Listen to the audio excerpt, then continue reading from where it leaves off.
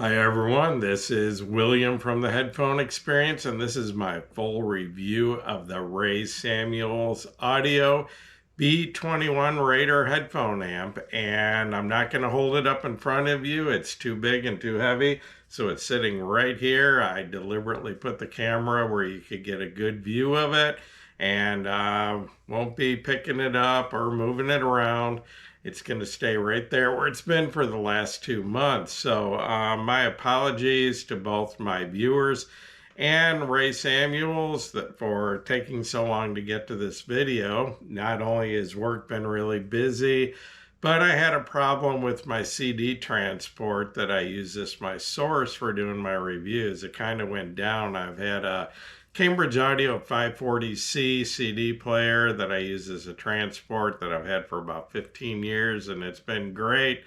But it's pretty near the end of its life and giving me a lot of issues. So for about 3 weeks, the only CD player I had to use was a Panasonic Blu-ray player, and it was fine for casual listening, but just not on the level I needed to do a review of an amp like this. So about a week and a half ago, I was able to get a replacement. I got a Shanling ET3 transport that I'm very happy with so far. So I got to finish up this review, and now it's finally here.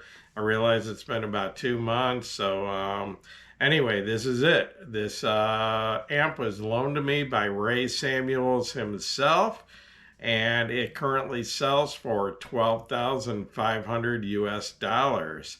And it is hand built by Ray Samuels himself right here in the USA. He actually lives in the suburbs of Chicago, real near where I grew up. I grew up in the northwest suburbs of Chicago.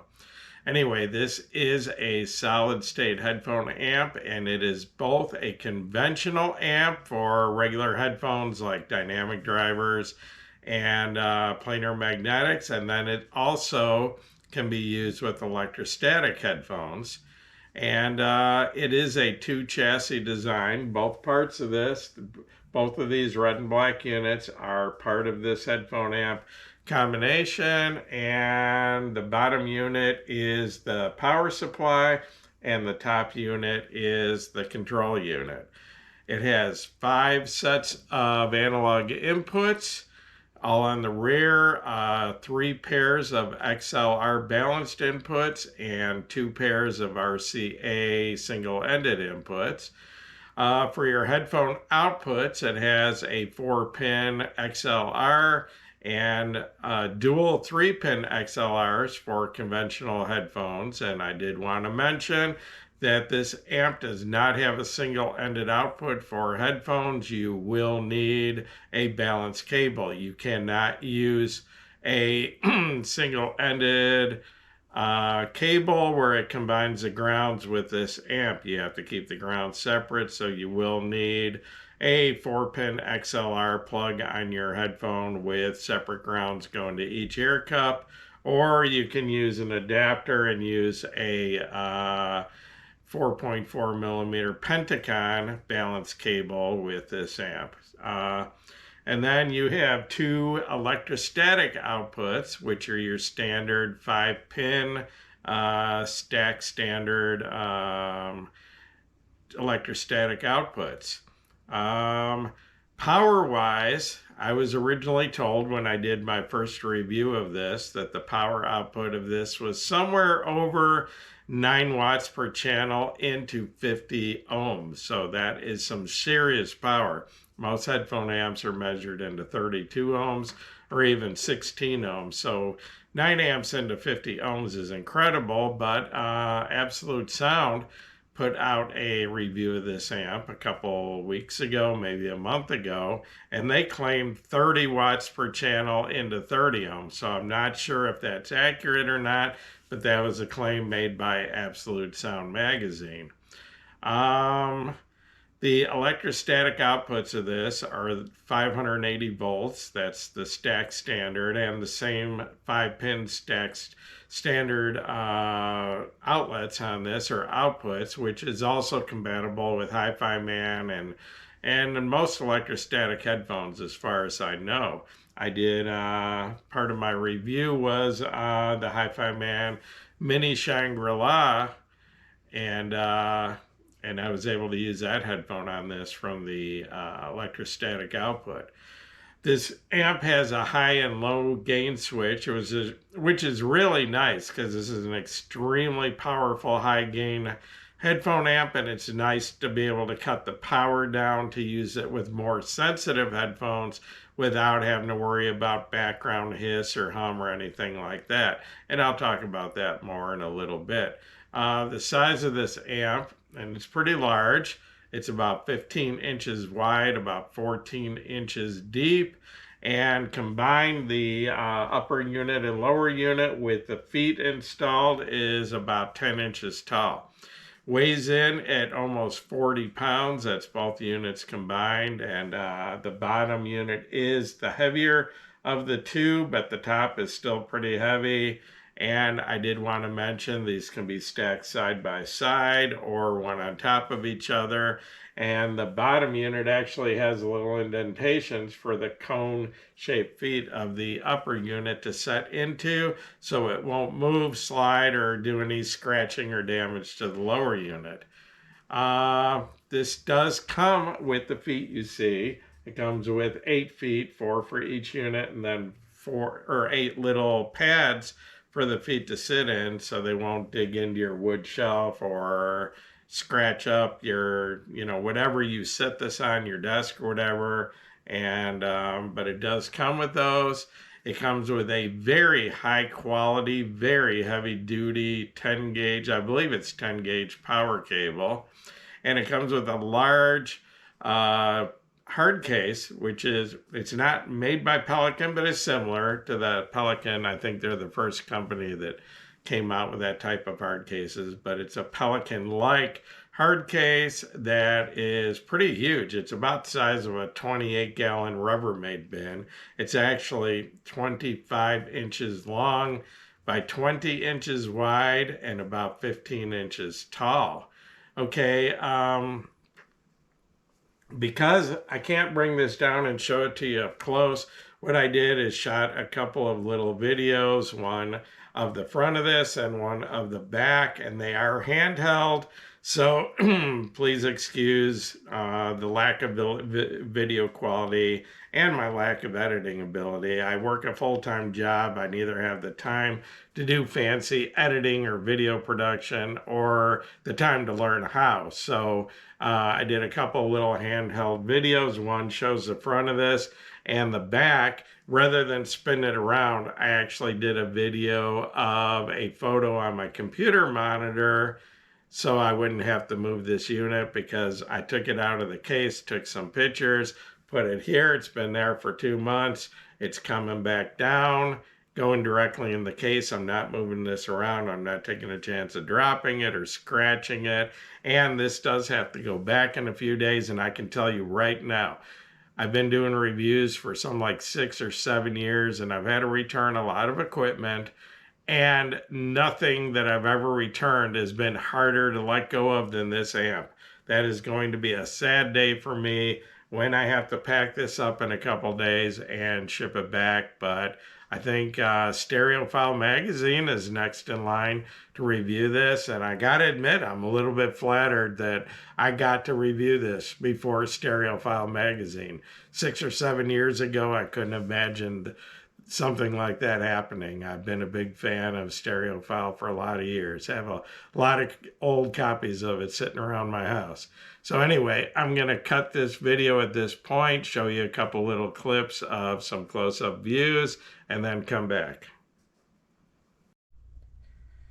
This is the Ray Samuels Audio B-21 Raider, and normally I give you a close-up look just by holding equipment up, spinning it around. But I'm not going to try to do that with a $12,500 amp. I can't take the chance of dropping it, and it's very heavy and in two pieces. So this time I'm just going to give you a look at it sitting on the rack where it's been sitting for the last 2 months while I've worked on my review of this amp. So as you can see, this has two chassis. The bottom chassis is the power supply. The top is a control unit, and this is a headphone amp that's designed for both conventional, dynamic, or planar magnetic driver headphones, which you have your outputs over here, and then it's also designed for electrostatic headphones, which you have your outputs over here. So I'm going to start out by looking at the bottom chassis, and here is your power switch right here to turn it on, and then you've got your LED light over here that shows that it is on. And then moving up to the top chassis, you have this huge volume knob right here, and the smoothest, most solid volume knob I've ever felt on anything. And then here you have your input selector, and you have a choice of 5 inputs. You have 3 pairs of XLR balanced inputs, and you have 2 pairs of RCA single-ended inputs. Okay, down here, if you can see it, you've got a switch for your gain here. You've got low gain and high gain. And then over here, you have your switch that goes between conventional headphones, or over here for electrostatic headphones. You can have both plugged in at the same time, but you can't listen to both at the same time. So over here, you have your conventional outputs, and it only has balanced outputs. You cannot use headphones that are not wired balanced with this. This is only designed for balanced output or balanced headphones. So you will need to have a balanced cable on your headphones where the grounds do not combine. So you've got your standard 4-pin XLR output here, and then you've got a pair of 3-pin XLR outputs. I do not have a cable for that, but that was pretty popular at one time and considered pretty much the ultimate connection for a headphone. And then over on this side, you've got 2 electrostat outputs, and these are the conventional 5-pin outputs like Hi-Fi Man uses and like Stax uses. So this is interchangeable. So try to give you a little more of a look at this. The thing is pretty huge. It's about 15 inches square by about 10 inches tall combined, the 2 units. And like I said, I think it weighs 40 something pounds. So we'll try to give you a look at the back of this, but I'm not going to spin this unit around, so I'm actually going to try to give you a look at the back through a photo, and that will be right after this. This is the rear of the Ray Samuels Audio B-21 Raider. Rather than try to spin the unit around on the shelf, I'm just going to use a photo I took of it before I put it on the shelf and give you a look at the rear. So we'll start out on the bottom on the power supply. First of all, you've got this huge, very well-built power supply cable. I believe it's 10 gauge and just an exceptional cable that brings your power into this, your 120 AC. And then at the other end, you have an umbilical cable that is detachable. That runs power from the base unit, the power supply, up to the main unit. So we'll start over at the other end of this where your power supply comes in, and once again that's removable, so you can set these 2 units side by side or one on top of each other. They're made to the top unit has little feet that sit in indentations on the bottom unit, so it can't move or slide and sits there perfectly still. Okay, your headphone unit has 5 inputs available. It has 2 pairs of single-ended RCA inputs, and as you can see, it has very high-quality connectors, not the little cheap press-in RCA connectors. And then you've got 3 pairs of balanced 3-pin XLR inputs. So Like I said, I didn't want to try to hold this up. I didn't want to spin it around, so I hope this works out okay, and but did want to give you a look at the back of this unit. Now back to the video. Okay, I'm back, and I wanted to first talk about the equipment I used in reviewing this. I think that's important. And so I want to start out with my source, which was CDs, and I started out at first using my Cambridge Audio 540C CD player as a transport, running a digital signal into several different decks. I tried with this, but for the last week and a half, I've been using my new Shanling ET3 transport, which is so cool. It has 5 digital outputs, and I can run 4 of them at the same time and actually run into 4 different DACs. And with this having 5 different outputs, I can run into several DACs, hook them all up to this, and just switch back and forth with the output switch, go from one DAC to the other, and decide which one I like the best. So anyway, the DACs I used with this primarily were the Topping D70S MQA version, which happens to be my favorite Topping DAC. I prefer it over the more expensive D90 SE. I think it's just as detailed, but a warmer, richer sound. Really like this Topping DAC. I've had it for a while, and it actually measures almost perfect. It's only a couple points below the latest Topping DACs, even though it's a few years old. Okay, and then kind of at the other extreme, I'm using the Audio GD R8 MK2, which is an R2R DAC, and I think you can see it. It's this big, huge black DAC up here. And that one is just the opposite of the Topping. It doesn't measure well at all, but to me and a lot of other people, it has a beautiful sound. I really like it. To me, it sounds just as detailed as the Topping, which measures perfectly, but with a little bit warmer, little bit richer sound even than over the D70. But the biggest difference is it has a huge sound stage, both in width and depth. I mean, it has like twice the soundstage size of the Topping. So that is the primary DAC I ended up using while reviewing this amp. And then I also tried the Benchmark DAC 1, and which is a few years old, but was Class A rated by Stereophile magazine at one time. And the Hi-Fi Man Serenade, the R2R DAC out of that. That is a combination amp DAC. I think you can see that sitting right here. And it has the Himalaya 2 Pro DAC in it from Hi-Fi Man. It's actually a very good DAC, but I still prefer the Audio GD over the Hi-Fi Man DAC.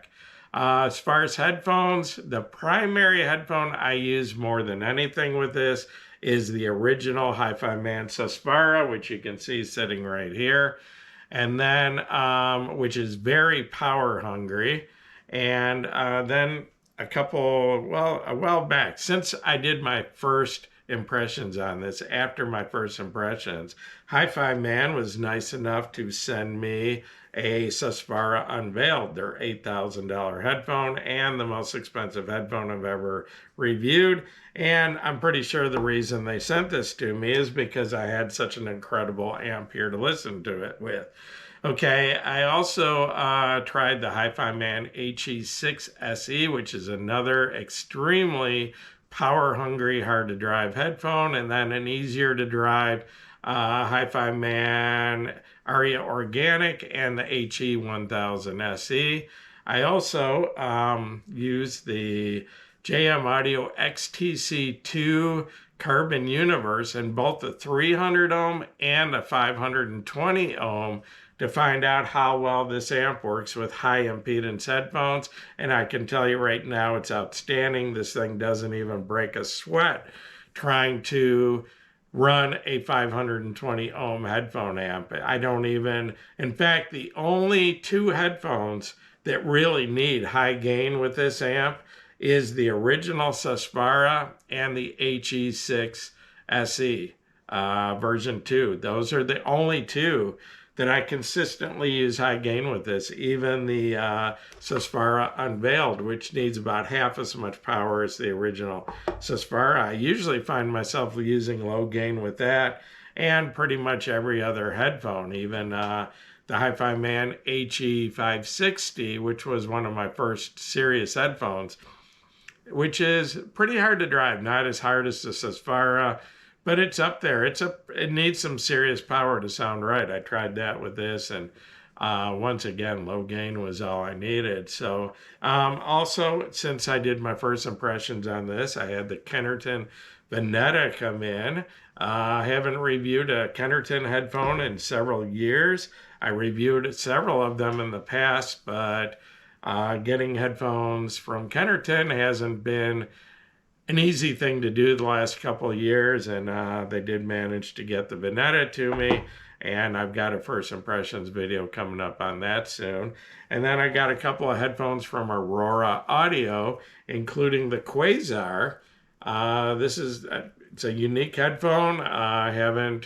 Didn't know much about the company, but they sent me two headphones, the Borealis and the Quasar, and I've tried these with this amp. And once again, this amp, I can tell you right now, this amp works with any headphone you have, anything you can throw at it, as long as it has a balanced cable. So, and I also tried the most efficient, easy to drive headphone that I own, that I have a balanced cable for, is the LSA HP2 Ultra. It's 32 ohms and something like 108 decibels at 1 milliwatt or something. Very, very efficient. So I tried that with this amp as a test to find out if I could hear any background hiss or hum. And if it's on high gain, yes, I do. I hear a little bit of background hum.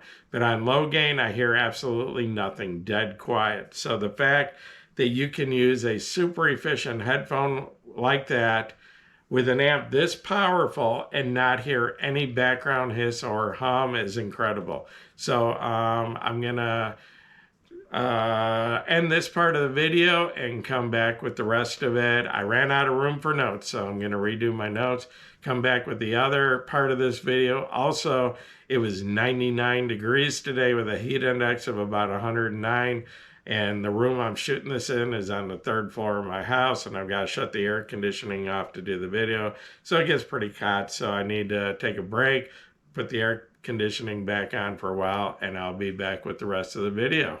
I'll see you in a few minutes. I'm back after a short break. Took a chance to turn the air conditioning back on and cool the room down a little bit and update my notes. And hopefully this will be the last part of this video, but I do have issues with my camera overheating when it's really warm like this. I'm using a GoPro 12, which is a great camera and the least expensive way to get into 4K video. But GoPros are made to be moving and have some airflow over them.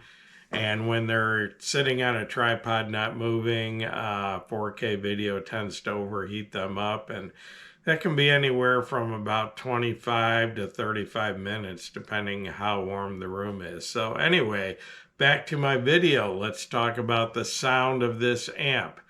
Okay, I'm going to start out by saying that the tone balance, to me, sounds just slightly on the warm side of neutral. Just a little bit. Not what I would call colored or, just not unnatural at all, just slightly on the warm side of neutral, just about enough to make it sound very pleasant. The first thing I noticed, though, about this amp, and this is especially with hard to drive headphones, is the bass is very hard hitting. Every hard to drive headphone I've tried with this amp has the most weight to the bass I've ever heard from it. And the bass just hits hard, it's dynamic, it's punchy, but it's also extremely tight and well-controlled and clean. Hard to drive headphones like the Hi-Fi Man Sesfara, the Hi-Fi Man HE6, headphones like that. Probably headphones I don't have, like maybe the Abyss or some of the other headphones that are known to be really hard to drive that unfortunately I didn't have for this review. But the Susvara and HE6 are known as two of the hardest to drive headphones. And that is the first thing I noticed with this amp. Just really hard hitting, punchy, solid, very well controlled bass. More so than I've ever heard from those headphones with any other amp. Okay, the mids are just beautiful. They're rich, they're smooth, they're liquid, almost tube-like, almost the way an OTL tube amp would sound. And I love OTL tube amps. And the mids are almost, not quite there, but almost tube sounding. Okay, the mids, they never sound dry, they never sound sterile, they never sound analytical. And I mean analytical in being unpleasant. I mean, analytical can just mean really super detailed, which this amp is, but not analytical to the point that it's unpleasant in any way. The treble is super clean, no harshness at all. Absolutely outstanding detail and resolution, as good or better than any other amp I've heard. Some of the highest resolution amps I've heard have been amps like the Topping D70 Pro. Very, very clean, high resolution, but a little dry and sterile sounding. This amp is producing that kind of resolution, but yet a warmer, richer, more liquid sound. This doesn't ever sound dry or sterile. So just outstanding resolution and detail, but yet doing it in a very pleasant, warm, rich way that I just love. The sound stage of this amp is huge. And the reason I say that is I've had the Audio GD R8 MK2 R2R DAC for, I don't know, 2-3 years, something like that. And until now, I never realized how huge the soundstage was from that DAC. I now realize that the soundstage of that is like twice the size of the Topping D70. Even though they have a similar sound, the soundstage is just so much larger than the Topping, and same thing compared to the Hi-Fi Man Himalaya DAC and the Serenade, just so much wider. And I've never noticed how large the soundstage was with the Audio GD R8 MK2 until I hooked it up to this amp. So apparently this amp is capable of throwing a huge soundstage when hooked up to the right DAC. And like I said, I never noticed that with my Audio GD, what's it called? The Master 9, sorry, I couldn't think of it. The Audio GD Master 9, which has been kind of my reference amp for years. That also has 5 sets of inputs. And I've hooked multiple DACs up to the same time, and I never noticed how huge the soundstage was from the Audio GD R8 MK2, and that's why I settled in with that being my main DAC for my review of this amp. I did attempt to get a couple of other higher end DACs in during the time I had this, but that didn't come through, or not in time anyway. They'll probably show up next week after I send this back. Anyway, background. The background on this is dead quiet, even with the most sensitive headphones, as long as you're on low gain. If you hook up a super sensitive, low impedance headphone like the LSA HP2, 32 ohms and like 108 decibels at 1 milliwatt, super sensitive, you will hear a slight hum if you have this amp on high gain, but on low gain you won't hear anything. Dead quiet, which is incredible for an amp of this power. This amp, the hardest to drive headphones, even the hardest to drive headphones, sound dynamic and punchy on this, where when under-amped headphones like the Susvara, the HE6, just they lose that dynamic sound, that punchiness, the hard hitting. That's why a lot of people don't understand how great the Susvara is, because they've never heard it properly amped, where you get the full potential of the Susvara. This amp gives that. It has the adequate power to do that. So basically, as far as wrapping up the sound, every hard to drive headphone that I tried with this amp had the best bass I've ever heard from that headphone. The deepest extension, the most weight to the bass, the most solid, well-controlled bass, the tightest bass, the punchiest, most dynamic bass. Every super hard to drive headphone, even the not so extremely hard to drive headphones like, say, the Susvara Unveiled or the HE6 or something, or I mean the HE560, something like that, still just really benefit from just the huge amounts of power this thing has on reserve, and just drives them better than I've ever heard them. So I'll kind of break down some of the headphones I used with this. I'm not going to go through every headphone, because I tried every headphone I have with this amp. And once again, this headphone amp works with every headphone you throw at it. The only thing I didn't try with this is I didn't try any IEMs. I'm not really an IEM guy.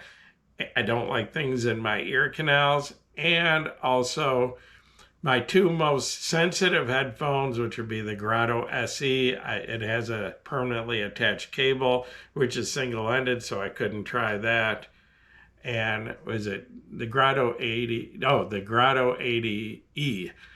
And then my very most sensitive headphone is an old Sony DJ headphone I have, the MD-VR 700 or something like that. That's like 115 decibels at 1 milliwatt, and I think 32 ohms. Or no, I think like 24 or maybe 20 ohms. It's more sensitive than most IEMs. I couldn't try that either. I didn't have a balanced cable for that. It has a permanently attached cable. So, but anyway, the headphones that I mainly used with this, I'm going to start with the Susvara. This amp takes the Susvara further than any other amp I've tried. It gives it if you think that the Susvara doesn't have enough bass, you haven't heard it on this amp. This amp gives the Susvara that low-end, super low-end sub-bass and the hard-hitting mid-bass that it's capable of, that lesser amps just can't reproduce. So if you heard the Susvara, and no, the Susvara is not for bass heads, but if you've heard the Susvara and it sounds a little light in the bass, or not dynamic in the bass, or not enough weight to the bass, then you seriously need to consider the amp you're using, because if it doesn't have enough power, and I'm talking amps with a lot of power, because I've compared this to a few other amps that do have a lot of power that I thought were very adequate for the Susvara, that just cannot take the Susvara to the level this does. One is an amp I didn't directly compare, but I reviewed a while back, and that's the Topping A70 Pro, which I think is rated as something like 11 watts per channel into 32 ohms, and it has plenty of power for the Susvara, but still does not take control of the bass the way this amp does. It just doesn't create that punch and that low-end weight that this amp does. It just doesn't. I'm not sure why. And I'll talk about a few other amps that I compared this to in a minute. Okay, after I did my first impressions, I got the Susvara unveiled in. Doesn't need as much power as the original, but still really shines on this amp. And this amp, I believe, is capable of taking that headphone to its full potential, and just sounds incredible. And a lot of people have asked me, do I prefer the original Susvara or the Unveiled? And I really haven't made up my mind entirely on that, but I'm kind of leaning towards the Susvara Unveiled. It just goes a little further into the detail and separation and clarity than the original Susvara, although the little covers that you got to put on and off all the time are kind of a hassle, but it's worth it because I just listen here in this room, sitting in a big comfortable chair, not the one I'm in now, but my big leather office chair, I guess. And I sit here in the dark and listen to headphones, so the little covers aren't a big deal. It's not like I travel around with the Susvara Unveiled. Okay, the HE6 SE version 2, hanging right here. This headphone, another very hard to drive headphone, and this headphone has a little less bass than the Susvara. I actually reviewed this a while back and called this a poor man's Susvara. This, in my opinion, is the closest Hi-Fi Man headphone, or the closest headphone that I've ever heard to the Susvara. Almost on the level of detail, a little bit smaller sound stage, not as much sub-bass extension, but and pretty much neutral in the bass department. But what I found out is with this amp, this headphone is capable of a lot more bass and a lot more punch in the low end than I thought of. This headphone sounds by far the best I've ever heard it on this amp than any other amp. And I've hooked this up to some pretty decent amps, and I'll talk about those in a minute. Hang this back up out of the way. Okay, the JM Audio XTC Carbon Universe, XTC2 Carbon Universe. I have both the 300 ohm and 520 ohm versions in, so that was a great opportunity to try this amp with high impedance headphones. And even the 520, I'm on low gain and at like 9 o'clock on the volume knob at a pretty loud listening level. This thing does not even break a sweat running a 520 ohm headphone, and makes it sound fantastic. It's a great match, but honestly, this amp has a lot more power than that headphone needs. Same thing with easier to drive planar magnetics, like say the Hi-Fi Man Aria Organic, the Hi-Fi Man HE1000 Stealth or SE. Those headphones don't need the power of this amp. You can get by with a lot less power. They do sound great with this amp. They're fantastic, but you don't need to spend $12,500 to reach the full potential of those headphones. This will take them a little bit further, but they're already at their limit with something like, say, the Hi-Fi Man Prelude or something like that. I mean, this amp makes every headphone sound probably the best I've ever heard it, but where this amp really shines is with the hard-to-drive headphones, like the Susvara and the HE6. But once again, it does a very good job with high-impedance headphones. Recently got the Kennerton Veneta in. That's a sort of medium to easy to drive it's a planar magnetic headphone, but on the easier end, more similar to the Hi-Fi Man planars like the 1000 SE or something. Not too hard to drive, sounds fantastic on this. Okay, I only had one electrostatic headphone to try with this while I had it. I still have it here. I tried to get a higher end electrostatic headphone in, but wasn't able to during the time I had this. It's hanging over here. This is the Hi-Fi Man Shangri-La Mini headphone. This headphone by itself sells for about $1,100. Hi-Fi Man sent me this combined with the matching amp that goes along with it, which is another $1,500. So anyway, I did try this with the electrostatic output of the B-21 Raider, and it sounds incredible. It is very close to the sound of the Susvara, the original Susvara. It's very close in detail and resolution, and very close in soundstage to the Susvara. When this was hooked to the Hi-Fi Man amp, it sounded a little thin in the bass. On this amp, it actually has really good bass. Not quite on the level of the Susvara. That's the only place it falls short a little bit. But it actually has really good bass. And electrostatic headphones aren't known for having good bass or good bass extension into the sub bass. And this thing actually sounds really good. And like I said, this $1,100 headphone is approaching the original Susvara in sound quality in almost every way when hooked up to the B-21 Raider. I was kind of blown away by it.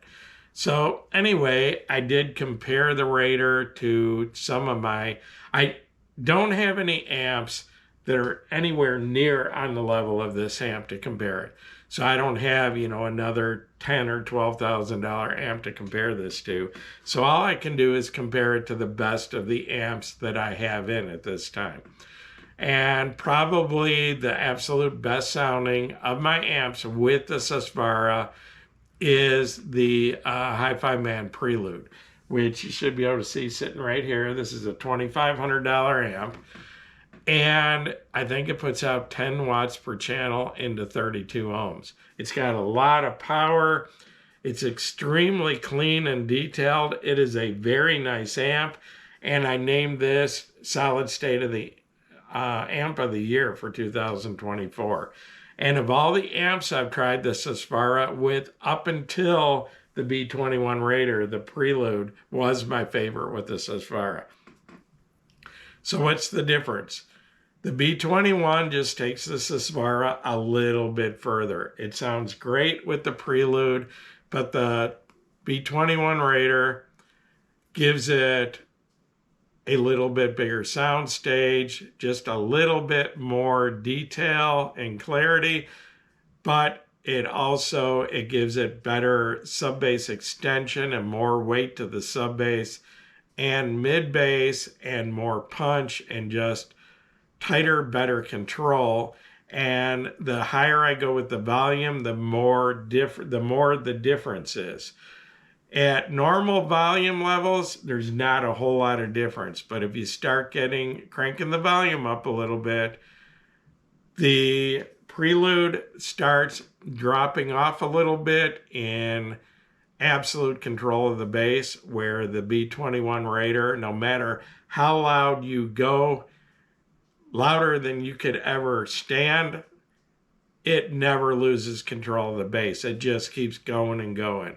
So yeah, the Prelude is great for the Susvara. The B-21 takes it kind of to another level, even better. So I thought I heard the Susvara for what it was able to do with the Prelude, but the B-21 showed me that the Susvara had even a little more to show me. Okay, the Burson Conductor 3 reference, you can't see it, it's sitting right over there. Great amp, puts out, I think, 8 watts per channel into 32 ohms. Very powerful, does an excellent job of driving the Susvara. The B-21 Raider takes it a little bit further in absolute detail, a little bit larger soundstage, and once again, a little more weight, punch, and control to the bass. Okay, the Audio GD Master 9 sitting up out here. I don't think you can see it. It's on top of the R8 DAC. Kind of been my reference amp for years. I like it because it's got 5 sets of inputs. It's great for comparing DACs and all that. It's a great amp. It's rated at, I think, 9 watts per channel into 40 ohms or something like that. I'm not sure. It's got a ton of power. It's been a great amp. I've had it for several years now. Love the Audio GD Master 9. I don't think it's in production anymore. It's too bad because for the price, it's a fantastic amp. I think that last sold for about $2,000 in the US, or about $1,700 directly from Audio GD. Anyway, compared to the Audio GD, the B-21 Raider takes it a little, the Sespara takes it a little bit further in detail, resolution, a little bit further as far as a larger, more expansive soundstage, and once again, a little more weight to the bass, a little more hit to the bass, a little more control to the bass. The Audio GD Master 9 is a great amp. Of all the amps I've reviewed over the years, the B-21 Raider, is the first amp that I would gladly give up my Audio GD Master 9 as my kind of go-to reference amp. This is the first amp that, without a second thought, I'd trade my Master 9 to be able to keep this. Obviously, that's not going to happen. The Master 9 is of no interest to Ray Samuels, but anyway, maybe someday, a long time from now, maybe I'll be able to buy this amp, but right now it's going back and going to, I think Stereophile is reviewing it next.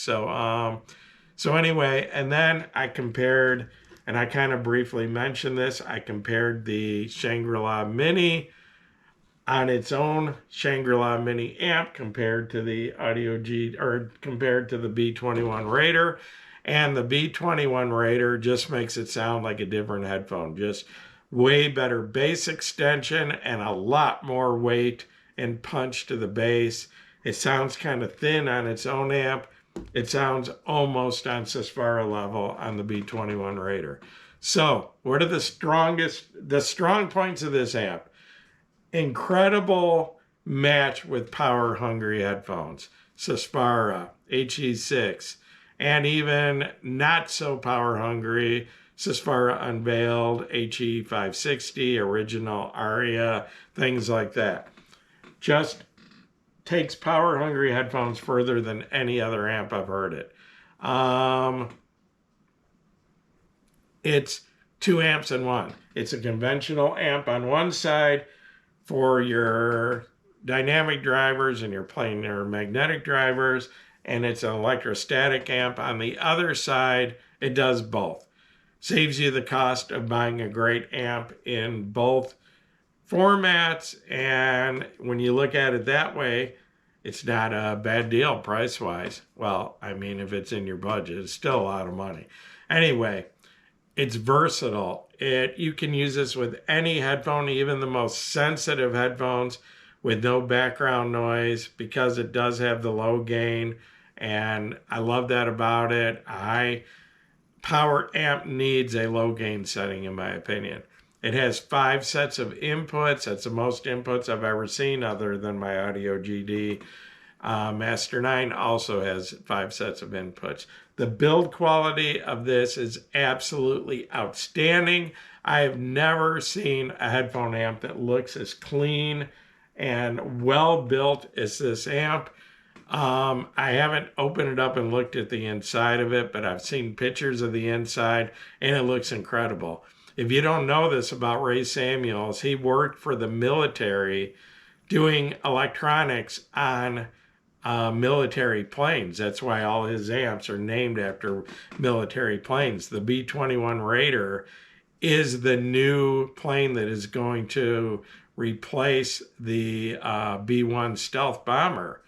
And so anyway, he worked on military planes for like 17 years, I think he told me, and he builds his amps the same way. He hand builds them himself with military grade parts and the precision of a military aircraft. And that's why these amps are the price they are. He told me that this amp cost him $8,000 in parts to build, and then he provides the labor to assemble it. And he told me it takes about 3 weeks to build each of these. Okay, so bottom line, I can absolutely recommend this amp if it's in your budget. Don't go take a second mortgage out on your house. Don't use the kids' college money. But if you have the financial means You are going to love this amp, and it will do a great job with every headphone you have. But like I said, don't lose your wife and family over it. If it's in your budget, yes, I highly recommend this amp. It's just outstanding, and without a doubt the best headphone amp I have ever heard in my. Well, I almost made it. Almost finished my video before the camera got too hot and shut off. So I guess I'm gonna wrap this up. I think what I was saying at the very end, and it's been a while because I had to let the camera cool down, so I went and had some dinner. But anyway, I think I was just saying that this is the best headphone amp that I've ever reviewed, and that's by a long shot. This thing is great. It is not cheap. It is $12,500. That's a lot of money and out of the budget of most of us, including myself. So, I'll leave it at that. This thing is just an incredible amp. And if it's within your budget, if it's within your financial means, I highly recommend it. But like I said, don't, mortgage the house or use the kids' college money. You can get close for a lot less money. You won't get all the way, but you can get close. So, something like the Hi-Fi Man Prelude, very good amp at 20% of the price. No, it's not as good. No, it's not going to take the Suspara or other hard to drive headphones quite as far, but it'll get you close enough where you don't have to bankrupt yourself. So, but like I said, if it's within your means, this is the best headphone amp I've ever had the chance to listen to, and you can't go wrong. And I don't think there's anybody that's not going to be happy with this amp. So I'll wrap it up with that. Once again, this is William from the Headphone Experience. If this video helped you, please give me a thumbs up. The Headphone Experience on Facebook is up to over 37,000 members. We broke the 37,000 mark a couple days ago. So like to see you all over there. And once again, thanks for watching my video.